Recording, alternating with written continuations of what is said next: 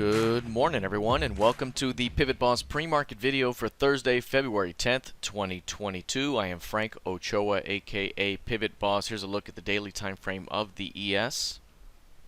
Right now, you'll see a bit of selling pressure hitting the market here over the last 20 plus minutes here. When economic data was released for CPI, Core CPI, initial jobless claims, etc., price dropped immediately on that release of data, and it has been a bearish hour ever since.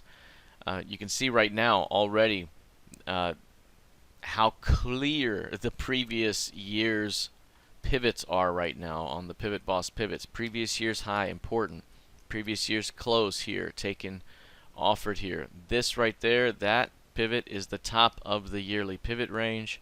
Price dropped into the midpoint, which is the bottom of the previous year's pivot range there. We've come back to this middle pivot, back to the top, and it's just been precision movement off the yearly pivots for the PivotBoss pivots. And again, this edge right here is very important. We talked about it before, that 4580, 4600 zone.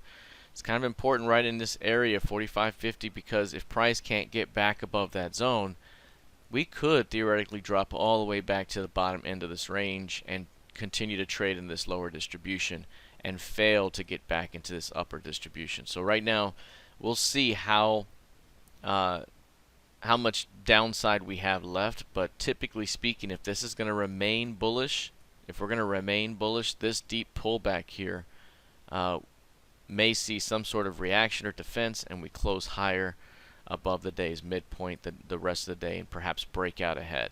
Otherwise, a failure to hold the previous session's low turns into a pretty significant bearish continuation day that could stretch all the way back to 44.40 if it really wanted to. So again, watching this edge, watching the upper area up here at the moment, looking for signs of some strong low on this pullback early this morning. If we can get a strong low, perhaps there can be a midpoint bounce back, and we have ourselves a new intraday key range.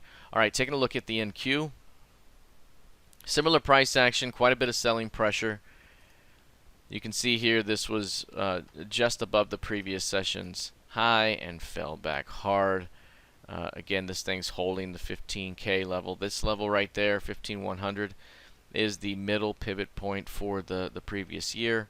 This is the previous year's midpoint. Price dropping through it, breaking back above, and holding it now.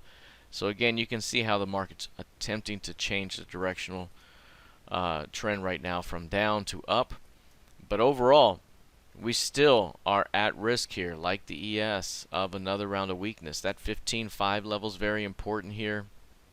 15K has been important, and if this market can't push through that zone, we may need another push lower to test the key range low in the bottom of this zone. So again, we will see how much more selling pressure comes out from this, but so far this market has done just enough to continue to push higher. And if price can continue to hold the 8-period average or hold on this pullback, there could be a shakeout leg just before we break out. So again, watching this range here very closely. We take a look here at crude oil. Right now this one is up nearly 0.4%. One of the things we talked about with crude is that it remains within this very bullish trend here. The bullish Pima trigger zone been very useful there. Prices below the 8-period average have been bid, and we've seen price go below it the last 3 days.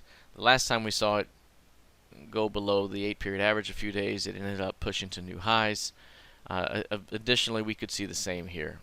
What we talked about before was 88.50 in that zone. 88 to 88.50 could be a great opportunity to trap and return this thing higher. The next upside target here is going to be 96 up ahead. And again, if there's a failure to hold that 88.50, then that could open up a bit more of a rotation down. Given the higher value relationship for the month, we still haven't hit the pivot range for the month. That could still provide some sort of bounce up ahead. So right now, watching for signs that price continues to hold the 88 to 88.50 zone for a shot at 96 up ahead. If we take a look at Bitcoin right now, Bitcoin also seeing some selling pressure on that CPI data.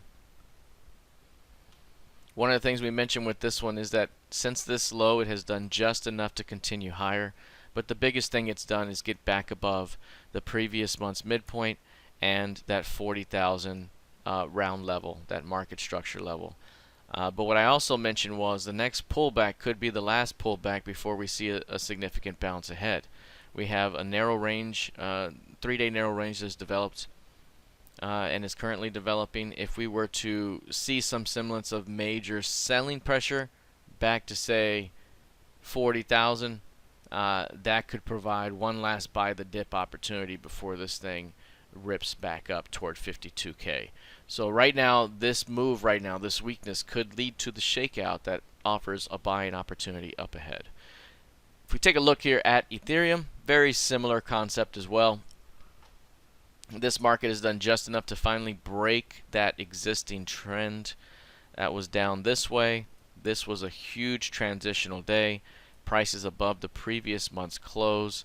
You can see the 8-period average rising to provide support. Another narrow multi-day range here. And again, if we get one good shakeout, even as deep as 2,800, that could provide one last buying opportunity before this thing rallies back toward 36.85 and perhaps back toward 4K and beyond.